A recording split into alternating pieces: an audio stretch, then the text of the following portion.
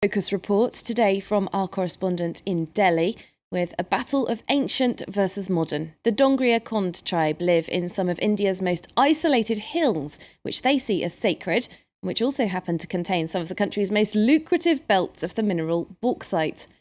Earlier this year, the Dongrias successfully fought off a bid by the British mining giant Vedanta to exploit the bauxite.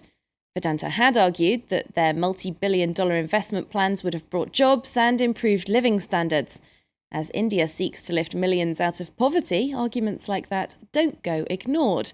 Now, the Dongrias are staying vigilant to new attempts to mine the hills, and their battle could prove key in deciding the development path that India chooses for its future. Our correspondent Vikram Singh travelled to the remote Niyamgiri Hills to meet the tribe dubbed the real-life Avatar.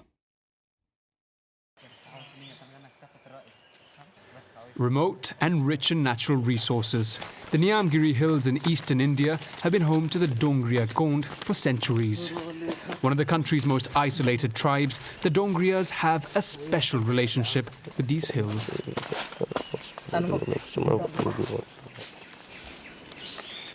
People think that these are just the Niyamgiri Hills or jungles.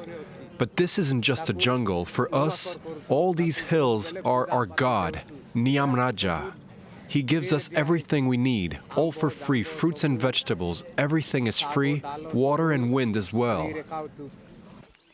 But the natural bounty extends beyond fruits and vegetables. These hills are believed to hold nearly 1.5 billion euros worth of aluminium ore. The British mining company Vedanta has long wanted to extract that and built the 600 million euro refinery close to the Niyamgiri Hills. But the plant barely runs today. And it's because of the Dongria Kond, who earlier this year convinced India's central government that Vedanta's mines would destroy their natural and cultural heritage. A stunning victory for the tribe, but Vedanta says its investments are needed in one of India's poorest regions. Unless your primary industry is developed, you cannot bring development, overall socio-economic development. I am giving you an example. 121 families we have shifted for setting up this plant, refinery.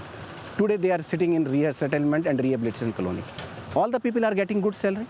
Now you go there and ask them whether they want to go back to this thing, whether even a single person you can get who says that I want to go to my back. We didn't have to look very far. Our interview was interrupted. It was a conversation Vedanta didn't want us to film. You took my land and I got nothing.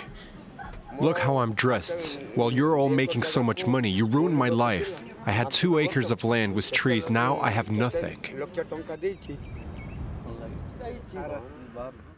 The company insists cases like this are isolated, and the majority of people that sold land to it are indeed happy, having received schools, houses and jobs in return. However, even in its model village, most residents we spoke to were concerned about the future. We're afraid that because of this decision not to let them exploit Niyamgiri, Vedanta might leave this area altogether.